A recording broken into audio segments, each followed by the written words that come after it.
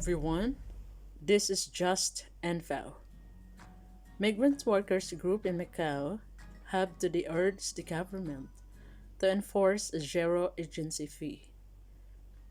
For those who seek employment in the city, Filipino and Indonesian groups also asked for a proper contract, written, and a language they understand to help them protect their rights. People applying for jobs in Macau through recruitment agencies usually pay 6,000 patagas for what they call as service fees.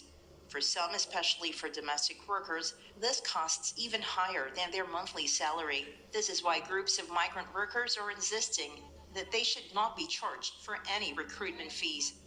In an interview with TDM News Today, representatives from different migrant workers associations stressed that there are existing regulations by the International Labor Organization that prohibit this practice. In particular, Article 15 of Private Employment Agencies Convention 189 indicates that to effectively protect domestic workers, including migrant domestic workers, recruited or placed by private employment agencies against abusive practices, each member shall take measures to ensure that fees charged by private employment agencies are not deducted from the remuneration of domestic workers. Actually, this is the always practice here in Macau right now, that the agency take out so much money for applicant, for the workers, and they just keep on doubling the amount. It's not fair. Yeah, because it's according to Convention 189, the workers is not supposed to pay any payment in the agency.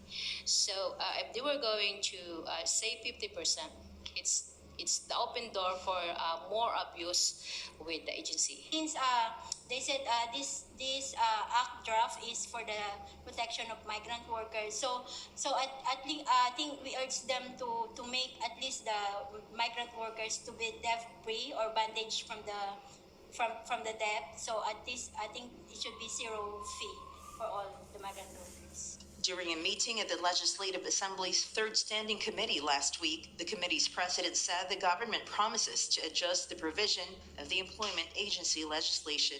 Under the proposal, agencies should not charge higher than 50% of the first month's base salary as stated on the labor contract. The existing labor regulations require that the agency fee an employee pay each month should not cost higher than 1/6 of the employee's monthly salary. Furthermore, the associations are also asking the government to ensure that workers are protected with an employment contract that is written in the language non-resident workers can understand. No signing and no receipt at all. So even if so they want to complain, they cannot complain because they don't have evidences that they pay for the agency. Yes. If there's a contract, but it's a Chinese, actually it's not a contract. It's called an article.